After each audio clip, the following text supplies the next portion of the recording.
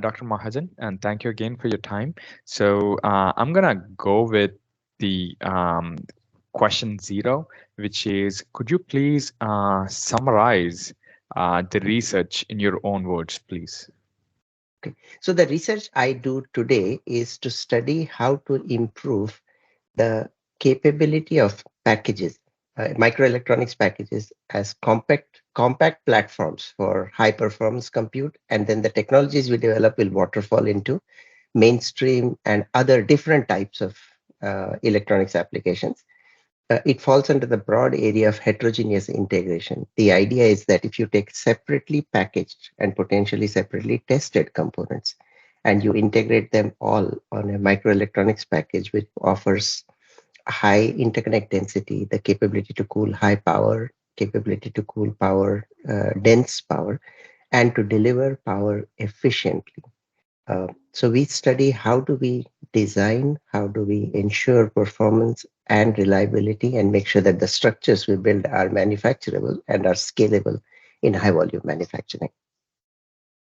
Thank you. Thank you very much. So, as you know, as part of IEEE NANO 2024, you are the plenary speaker, and we thank you for that. So, we wanted to know, do you have any scientific reference while you're a child? Uh, I was brought up in India and I came to the United States when I was 22 years old. I had a bachelor's degree in engineering and I was in a family where there was a lot of technical detail. And when I did a one semester of masters at the Indian Institute of Technology in Mumbai. And there I had access to a tremendous amount of scientific literature. Before that, it was mostly textbook studying. But when I was at IIT, I had access to scientific papers and started to understand how state-of-the-art research works. And that formed the basis of how I launched my career post bachelor's into my master's and my PhD, and also provided me the training that I needed to succeed after I graduated and I joined Intel. Thank you. Thank you very much. So, as you know, while we do research, it is all about the lab. Research is mostly teamwork, right?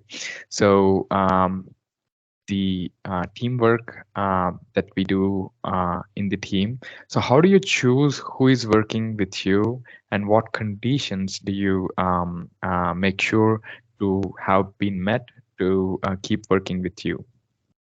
That's a good question. I choose based on Intel has a very good approach to solving problems. We build in fluidity in our teams. So we form teams and dissolve teams once the problem is solved, where the best competence to solve the problem is picked. So you usually have a good idea when you work with people in a dynamic environment of what they are capable of. Once you see what they can do, then that gives you an idea of what they are capable of the next time similar problems come about. My general approach to choosing people is to pick the people who are best at what they do and who have proven themselves. But I am also open to giving chances to people who want to, who want to get a head start, who want to learn. Uh, and because of the dynamic nature of our environment and the fluidity in our team formation, you get a very good chance to evaluate people. And once you understand their capability and their ability to interact in teams, their human interaction skills, it becomes a relatively easy choice the second time around. To keep working, the idea is to focus on the problem, solve problems, and to make sure that the way you develop solutions is comprehensive and just as importantly, done on time. It has to be done on schedule because a solution that arrives late is not very useful if it cannot impact a product or a issue you're facing. Sure, sure. So that's a great point. So giving opportunities to new people, which I really appreciate that. So Absolutely. and the next one is as you know, I'm sure you're a great mentor. By just I can see that by speaking with you. So how has mentorship played a role in your career? And do you have any advice for young professionals seeking mentorship opportunities? So this question, the response may go more than 2 minutes. I hope that's okay. uh, Yes, definitely. so let me start with a personal anecdote, and this goes back to the scientific reference that you asked.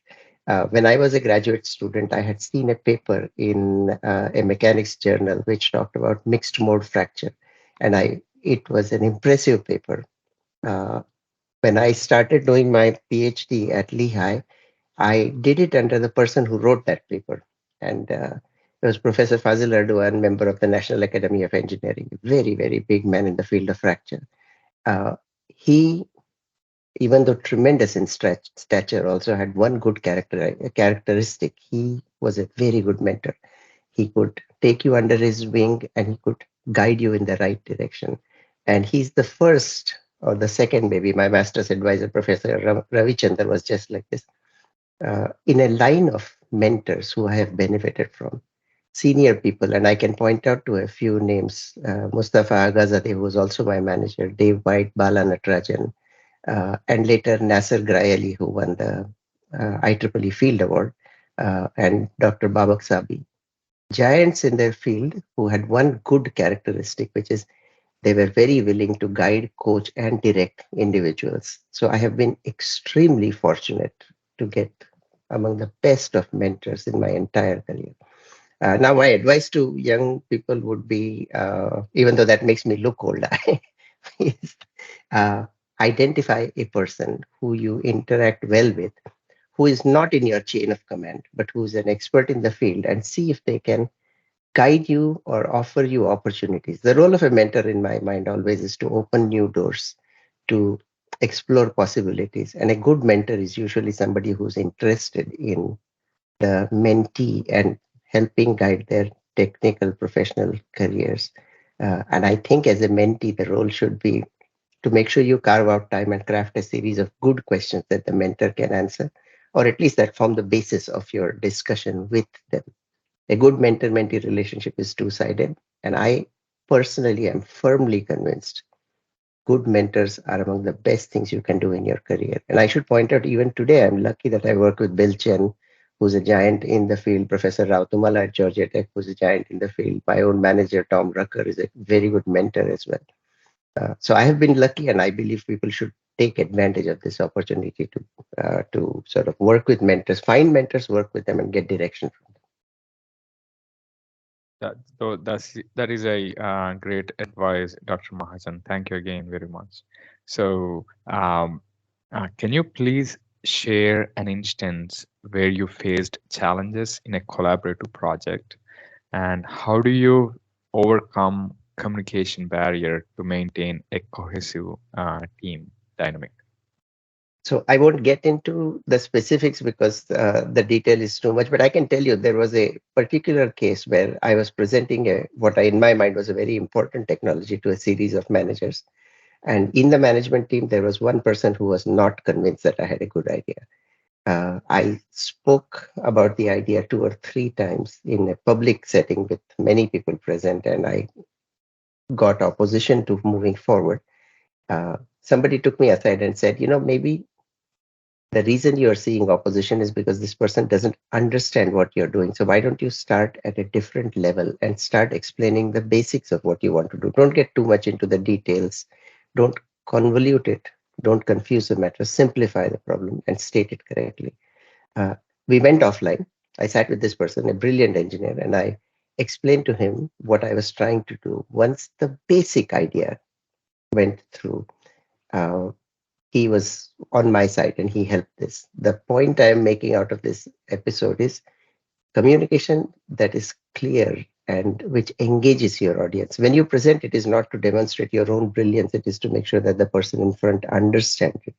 So one of my managers, Bob Sankman, and another mentor always had this statement: presentations must have a story. The story must be told coherently, cohesively, and convincingly. People who are Most people who listen to you are capable of understanding it, but you have to put it in the right terms and you have to build a context. Otherwise, it is meaningless. Communication is very useful. Otherwise, it's like crucial to move things forward, because if people don't understand what you're saying, then what's the point of uh, providing details? So it is not your brilliance that matters. What matters is the idea, the story that you're telling. So a tellable story is what is important in communications. And I have lived this in my personal life or my career. Sure. I really like the coherently, cohesively, and convincingly. So thank you again very much. Those are great three C's, I guess, right? So, can you please discuss any setbacks or failures in your over the last several years in your career, and that has taught you a valuable lesson from it? A few setbacks. I was many times, I'm convinced that technology makes a lot of sense, that occasionally I have found not paying attention to the economics at the right time can hurt you. So there have been a few times when an idea is before its time, when it cannot be funded, where or it will not be funded because people don't get it. One thing I've realized is if you're persistent, if you're convinced about the technology you are promoting, and if you're able to make a coherent case, things work out. Setbacks usually are just times where you feel very bad if somebody rejects an idea, but there are times for you to reflect on what you could do to move things forward if that's the right direction. And occasionally it's a time to reflect on direction changes because people often have good reasons to push back on your ideas. It's not always that your ideas are the right and others are not. So you have to always look at a fine balance between what is the right thing to do versus what you are evangelizing. But in my mind, an engineer is always a good evangelist as well of ideas. And evangelism doesn't mean blind faith. It means a very clear understanding of the problem and what you're trying to do, and then convincing others to follow through. Thank you again, Dr. Mahajan. And the last one, I know you will be presenting on a very important topic, but to give audience a teaser, what topic in IEEE Nano 2024 is closely, I mean, you can talk maybe briefly about the talk or maybe closely relates to your talk. So I'm going to talk about how microelectronics packages using advanced packaging technologies scale, as in how do their dimensions change. And I'm going to make a case that the changes in dimensions are not just isolated scale changes, but they have to work in concert with other factors. Technologies, as discussed at the Nano conference, talk about how materials behave at low dimensions, at how they. I'm going to emphasize that we need scaling of dimension, but we need integrated scaling, as in everything must work in concert. And as I was looking at the agendas, I noticed that there are lots of areas: material scaling, feature scaling, behavioral scaling like photonics and electronics behaviors as dimension scale, and how they work in concert. So I'm going to make a case that conferences like this one will allow the development and evolution of building blocks, and that people like me who depend on the existence of new, exciting, technologically sound building blocks would love to work with everybody to put them all together and build coherent structures that can deliver performance moving forward. Because packaging is very, very important, especially heterogeneously integrated advanced packages can drive compute and communication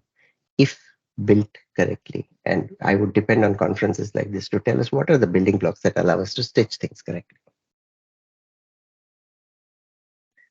Thank you. Thank you very much, Dr. Mahajan. Thank you. Thank you for